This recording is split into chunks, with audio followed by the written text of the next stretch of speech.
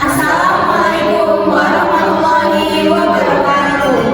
Perkenalkan, kami dari kelompok 3 ingin menyampaikan materi tentang sistem pengendalian tindakan personel dan budaya. Sebelumnya, izinkan kami untuk memperkenalkan terlebih dahulu. Perkenalkan, nama saya Zahra Musyaroka. Perkenalkan, nama saya Anindita Mokarti. Perkenalkan, nama saya Kamila Husna. Perkenalkan, nama saya Muhammad Anto Yandi. Selamat menyaksikan. Poin materi yang pertama ada pengendalian tindakan. Pengendalian tindakan adalah bentuk paling langsung dari pengendalian manajemen karena meliputi pengambilan langkah-langkah tertentu untuk memastikan karyawan bertindak sesuai dengan keinginan perusahaan, dengan membuat tindakan karyawan sendiri sebagai fokus dari pengendalian. Pengendalian tindakan memiliki 4 bentuk dasar. Yang pertama ada pembatasan perilaku. Pembatasan ini mengacu pada mempersulit gerak langkah karyawan untuk melakukan hal-hal yang seharusnya tidak mereka lakukan. Yang kedua, penilaian pratindakan mencakup adanya penyelidikan kritis terhadap rencana tindakan dari karyawan yang dikendalikan oleh perusahaan. Yang ketiga, akuntabilitas tindakan, yaitu meminta karyawan untuk bertanggung jawab atas tindakan yang mereka lakukan. Yang keempat, redundansi, meliputi penugasan lebih banyak karyawan atau alat yang digunakan untuk menyelesaikan suatu tugas dibandingkan dengan jumlah sesungguhnya yang dibutuhkan. Poin materi selanjutnya ada pengendalian tindakan dan masalah pengendalian. Jenis pengendalian tindakan memiliki derajat keefektifan yang berbeda terhadap masalah pengendalian. Pembatasan perilaku hanya efektif pada masalah motivasi, sedangkan pada penilaian pratindakan dan akuntabilitas tindakan berhubungan dengan 3 masalah pengendalian, baik masalah kurangnya pengarahan, motivasi, maupun pembatasan perorangan. Sedangkan redundansi hanya efektif pada masalah motivasi dan pembatasan perorangan. Selanjutnya, penjelasan lebih lanjut mengenai pengendalian tindakan dan masalah pengendalian. Pembatasan perilaku efektif untuk menghilangkan masalah motivasi. Karyawan yang tergoda untuk berperilaku yang tidak baik dapat terhindar untuk berbuat demikian. Yang kedua, penilaian pratindakan berhubungan dengan 3 masalah pengendalian. Yang pertama, melakukan komunikasi kepada karyawan mengenai apapun yang diinginkan perusahaan. Yang kedua, memberikan motivasi sebab ancaman akan dilaksanakannya penilaian terhadap tindakan karyawan. Yang ketiga, penilaian ini dapat mencegah terjadinya kesalahan maupun tindakan merugikan lainnya. Selanjutnya ada akuntabilitas tindakan berhubungan dengan semua masalah pengendalian. Rincian mengenai tindakan yang diinginkan dapat membantu mengarahkan dan mengurangi ragam pembatasan perorangan akibat keterampilan atau pengalaman yang tidak mencukupi. Adanya imbalan dan hukuman membantu memberi motivasi untuk melakukan pekerjaannya dengan baik. Yang keempat, ada penerapan redundansi relatif terbatas. Redundansi awalnya efektif dalam membantu menyelesaikan tugas, khusus jika ada keraguan apakah karyawan yang ditugaskan benar-benar termotivasi untuk melakukan pekerjaan secara memuaskan, ataukah ia memang mampu untuk melakukannya. Poin materi selanjutnya ada menentukan efektivitas pengendalian tindakan. Pengendalian tindakan hanya efektif ketika kedua kondisi ini ada, yaitu yang pertama, perusahaan dapat menentukan tindakan apa yang diinginkan atau tidak diinginkan. Yang kedua, perusahaan dapat memastikan bahwa tindakan yang diinginkan atau tidak diinginkan terjadi atau tidak terjadi. Poin materi selanjutnya ada pengendalian personel. Pengendalian personel membangun kecenderungan alami karyawan untuk mengendalikan atau memotivasi diri mereka sendiri. Tujuan pengendalian personel sendiri itu yang pertama, membantu mengklarifikasikan harapan sehingga membantu memastikan bahwa tiap karyawan memahami apa yang diinginkan perusahaan. Yang kedua, membantu memastikan bahwa tiap karyawan mampu melakukan pekerjaan dengan baik dengan kemampuan dan sumber daya yang dibutuhkan. Yang ketiga, meningkatkan kemungkinan tiap karyawan dalam self-monitoring yang membimbing mereka untuk melakukan pekerjaan dengan baik serta menyaksikan keberhasilan perusahaan. Materi selanjutnya yang akan saya jelaskan yaitu implementasi pengendalian personel. Terdapat 3. Yang pertama itu seleksi dan penempatan karyawan baru. Yang kedua, pelatihan karyawan dalam bertugas. Dan yang ketiga, desain pekerjaan dan persediaan sumber daya yang dibutuhkan. Selanjutnya kita masuk ke dalam materi pengendalian budaya. Budaya dibangun di atas tradisi, norma, kepercayaan, nilai, ideologi, sikap, dan cara berperilaku bersama.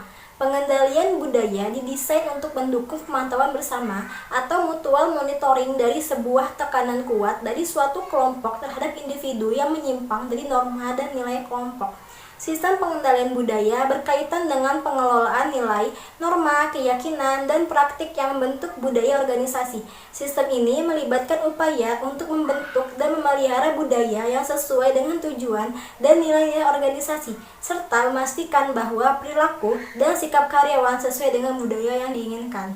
Selanjutnya itu terdapat manfaat sistem pengendalian budaya. Ada 3. Yang pertama, menciptakan identitas organisasi yang kuat dan dikenal. Yang kedua, mendorong pemberdayaan dan partisipasi karyawan. Dan yang ketiga, menciptakan budaya yang dapat beradaptasi dengan perubahan lingkungan dan teknologi.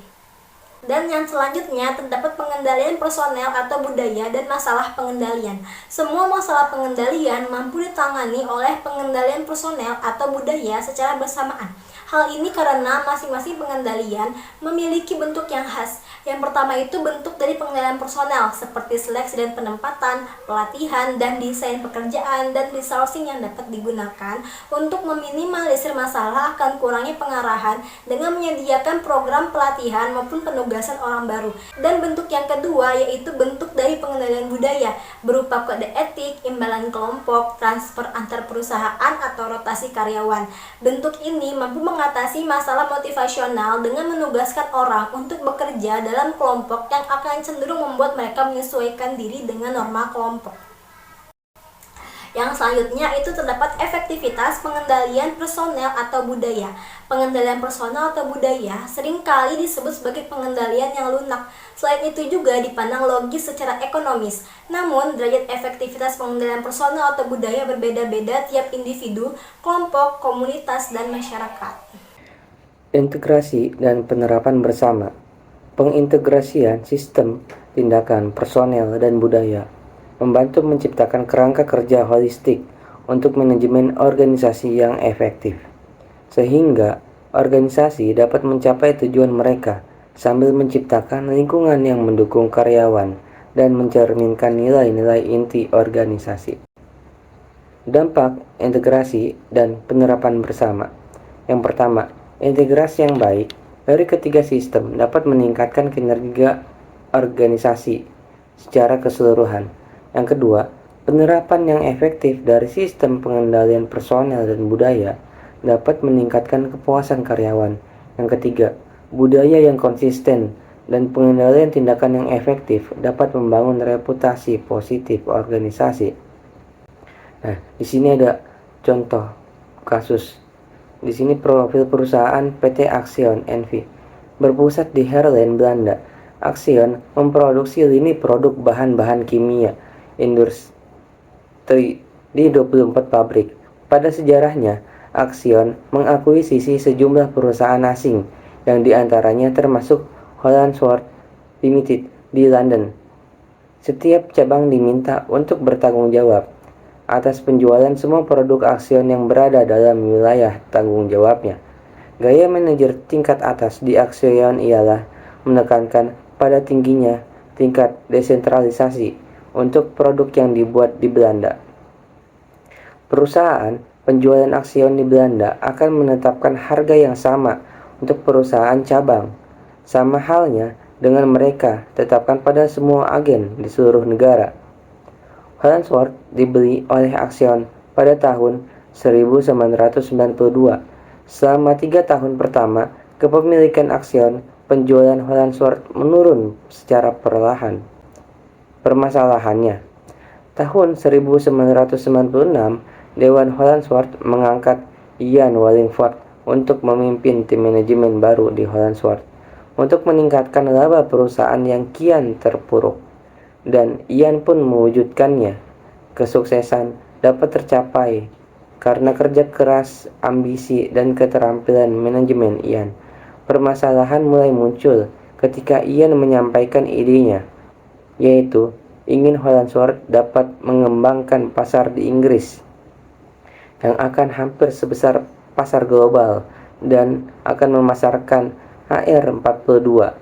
Timnya telah melakukan wawancara, percobaan, dan mendapatkan bukti bahwa penghematan biaya besar-besaran memang akan terwujud. Usul Ian tersebut dibahas dalam rapat pertama yang membuahkan reaksi positif dari para dewan. Namun, pada rapat kedua yang diadakan Mr. Anton van Leeuwen, yaitu Direktur Manajemen, bersama 4 manajer Ian Action NV di Belanda, 3 dari 4 manajer menolak untuk membangun AR-42 di Inggris.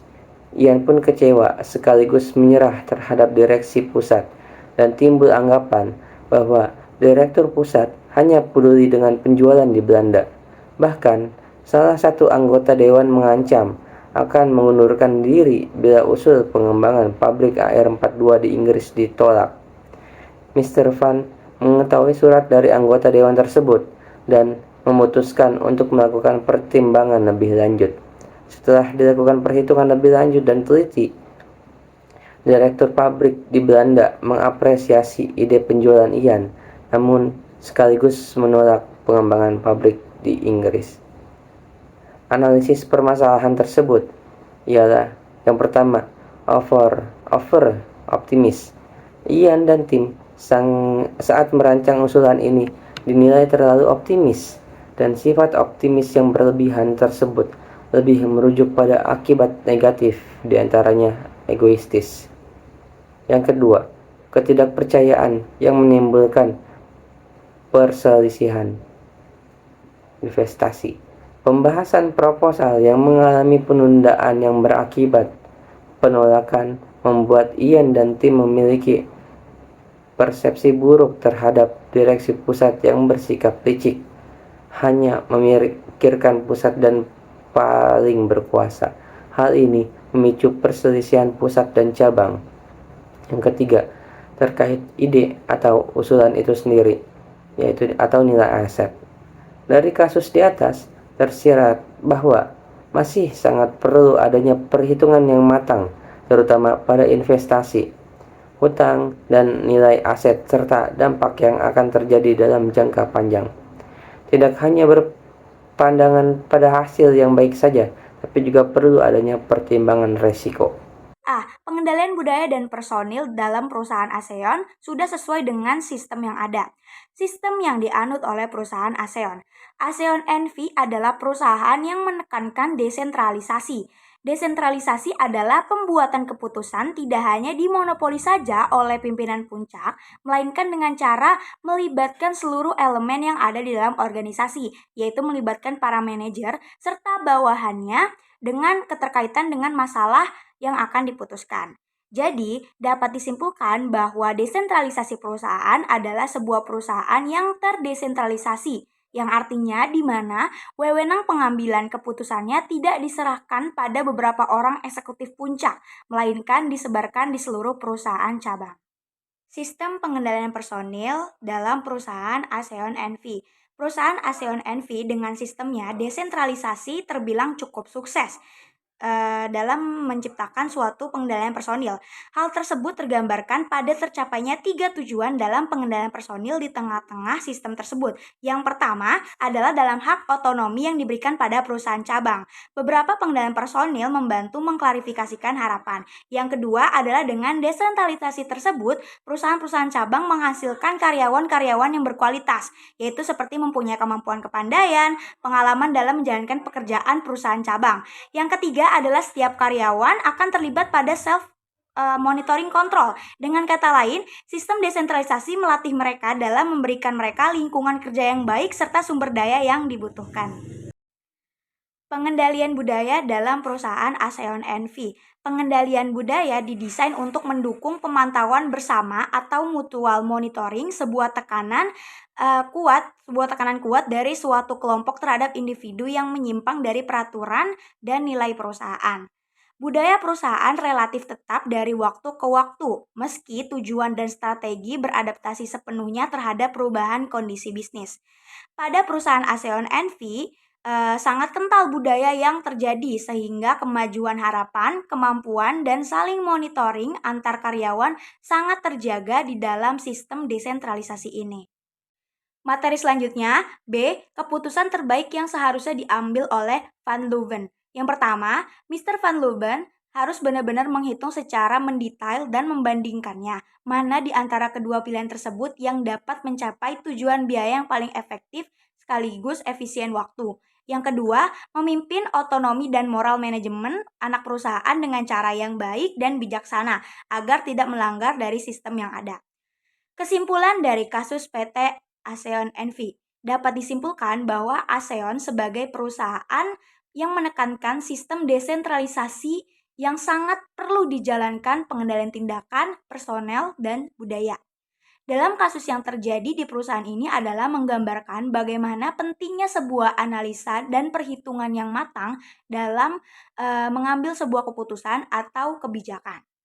Kesampingkan sikap optimisme berlebihan serta egoistik, namun dahulukan kematangan perhitungan tersebut agar tercapainya tujuan perusahaan. Baik, saya akan menyampaikan kesimpulan dari penjelasan yang sudah dijelaskan oleh saya serta teman-teman saya. Kesimpulan dari materi sistem pengendalian tindakan personil dan budaya.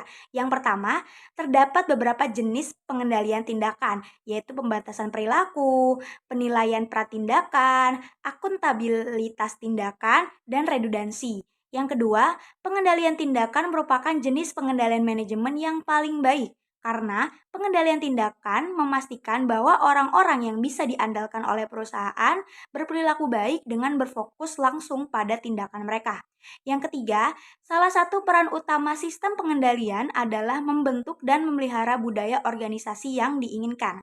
Dengan menekankan nilai-nilai seperti integritas, inovasi, keberagaman, atau kolaborasi melalui kebijakan, komunikasi, dan praktik organisasi. Sekian dari kami. Wassalamualaikum warahmatullahi wabarakatuh.